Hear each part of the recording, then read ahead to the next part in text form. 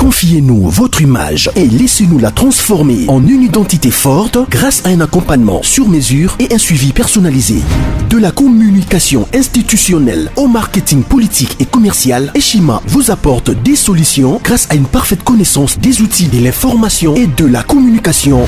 Contact 085 113 44 44 085 113 44 44. Eshima Magazine, un nouveau standard d'information. Parti au pouvoir, FIFA. Politique est comme elle est. Donc voilà, nous le Gangaba. Fatime. Awa na zoe bisabino que non politique est comme elle est. Donc oye bisabino na réunion il y a 45 personnes. Na kati ya Safari Beach. Basolola kini FCC na minute oyo azolelande oh basali ouvert na dialogue. Est-ce que biso toza na posa ya dialogue bileki bango biko parce que même wana semi alobaki que non ndenge ezali wana akolamusa bako mpona kopanza majorité wana nde majorité wana eza majorité préfabri tombona loboko gangaba Fatime awa sikoyo yoka mutu a intimidé yo te que non soi-disant beperde basepeli na élection ya Joe Biden.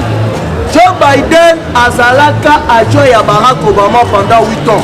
UDPS FIFA mutu atinda Nikki Haley oyo azalaka ambassadrice ya États-Unis représentée na Nations Unies.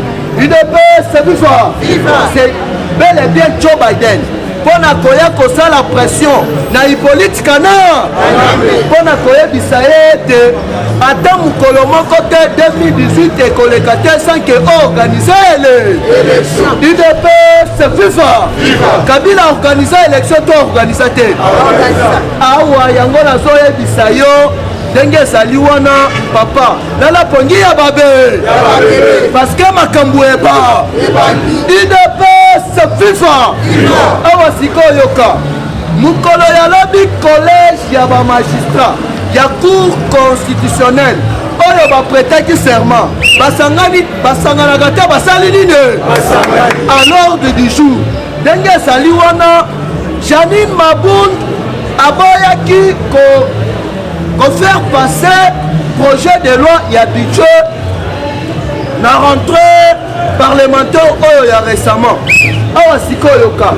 mutu asengeli motion ya défiance ezali kaka mutu na bango ya FCC alobi mais pourquoi est-ce que bino bozali toujours bloqué mokosi ya mbao UDPS FIFA je vous dis mukolo ya lobi bazalaki déjà na 230 signatures lelo bazali déjà na 270 pona kokwisa Janine Mabunda nde balelaka te basali nini fatia belima liko tombola loboko gangaba UDPS FIFA awa sikoyo yoka selon quelques indiscrétions ya FCC na Safari Beach communiqué ya Hippolyte Kana toloba te topanza te yango tozoyebisa yo cher combattant cher congolais tozala toujours vigile UDPS FIFA parce que Hippolyte Kana mbena madidi bakutani me madidi alobi na minute oyo ezali mwa pasi nga bato babandaki kosoutenir nga balongo ya nde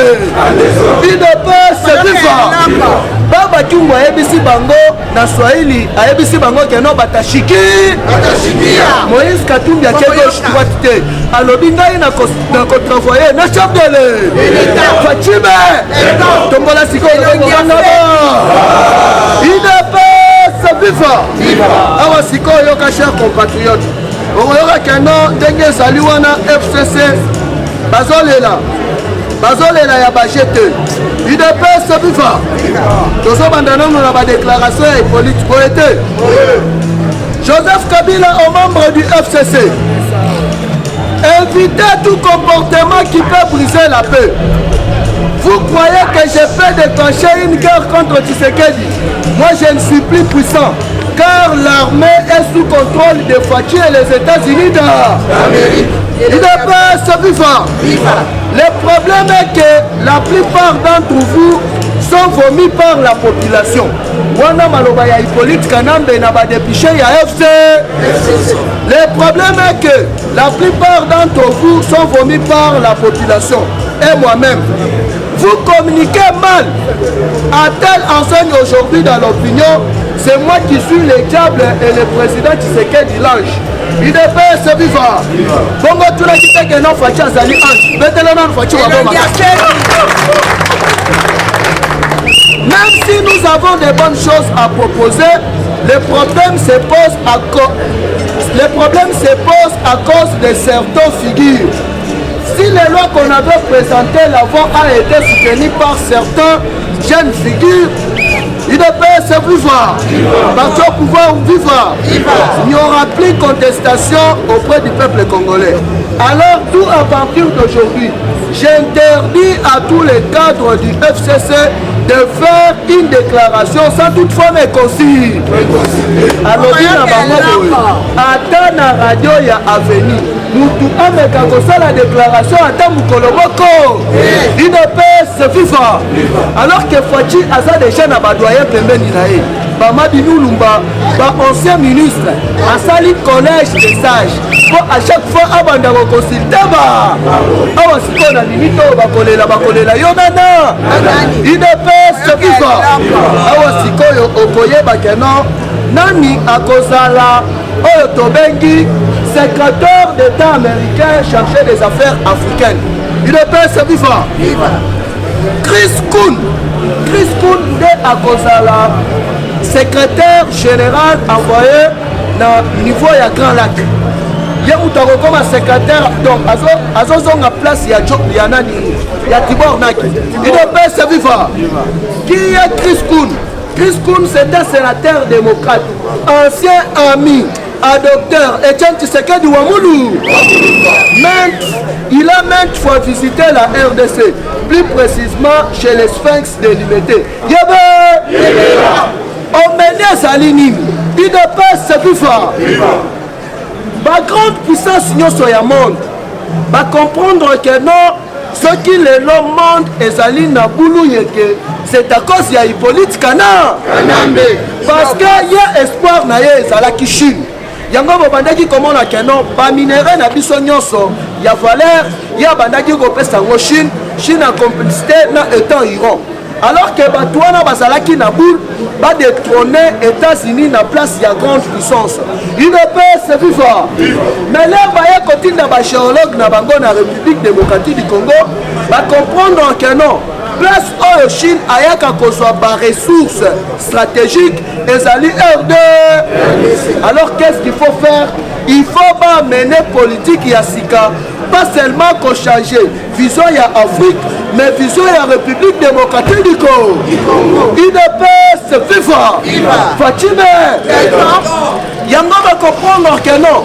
Mukolo ya samedi, ba marine américain dans la République démocratique du Congo. Et puis Fachi a causé la seule président oyo a assisté à la prestation ya serment à Joe Biden en janvier. Peut-être Fachi va voir makasi.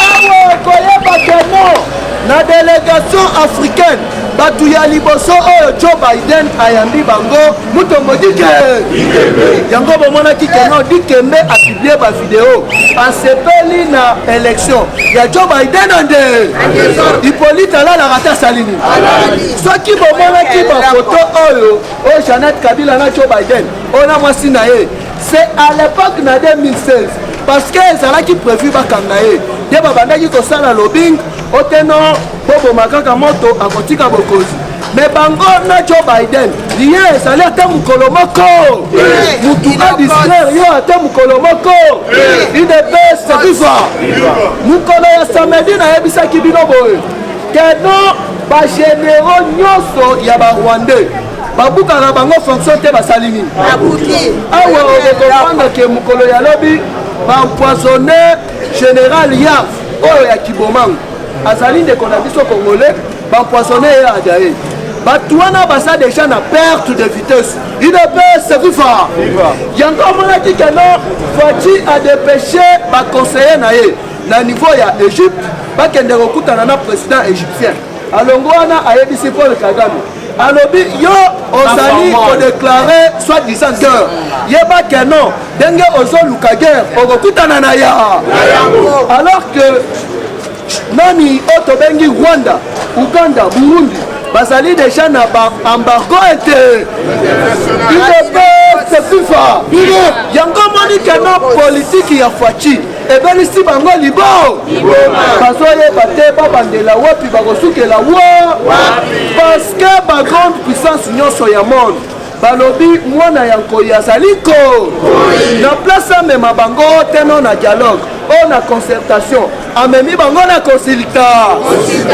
bamusicien balelaka te basali nini balobi ezali mpo na première fois na mboka oyo président asenga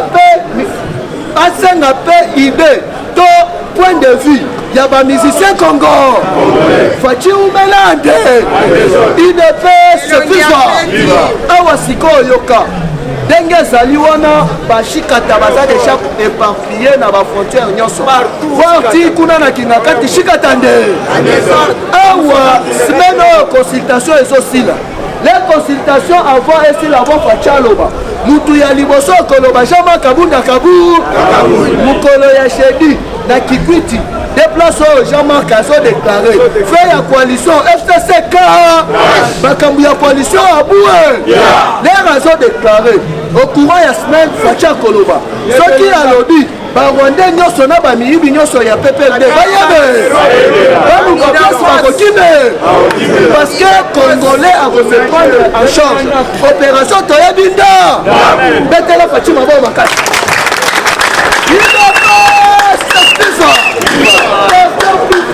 FIFA alors que na niveau ya oya soki okei kuna badrone américain ezotourne ande mpo na sécurité ya Faci mpo lobi ezali na 2 ou soit 3 généraux balingaki bameka kosala kamwa mokulu na telefone bakapte baéchange téléphonique na bango UDPS FIFA Faci libanda kati azali awa okoyeba keno makameme kozomona akozala lisusu reconduire comme ambassadeur ya États-Unis na République démocratique du Congo nazoyebisa yo ye mutu alalisaka sutuka lala te ye mutu alalisaka Hippolyte na Mete Pongi c'est pour vous dire que non tozali dans les bons tozala soudain tozala vigilant mpona kobenga na barwandais nyo nga na sukeli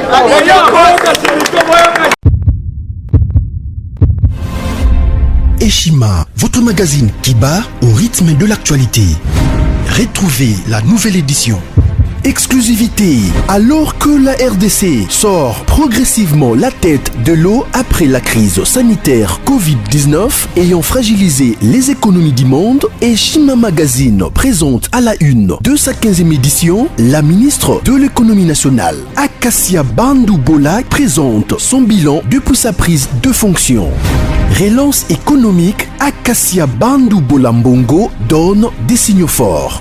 Baisse des prix des produits pétroliers, maîtrise des prix des denrées alimentaires pendant des temps forts, organisation des marchés populaires afin de soulager les paniers de la ménagère en période de Covid-19, une franche collaboration avec les opérateurs économiques et dotation en équipement de son administration, la ministre de l'économie nationale affiche un bilan éclatant de sa première année de gestion de ses très stratégiques portefeuilles. Eshima Magazine revient sur chaque étape de la vie de la Margaret Thatcher congolaise. Focus, Agnès Moide et la CNSS interpellent les employeurs sur les avantages de l'utilisation de la télédéclaration. Payer l'impôt est un devoir civique. Barnabé Mwakadi Mwamba, directeur général de la DGI, sensibilise les assujettis. Découverte, Jerry Biangani Tampo, l'homme derrière la renommée de l'université chrétienne Cardinal Malula. Dossier Eshima, contentieux électoraux de la poudre aux yeux.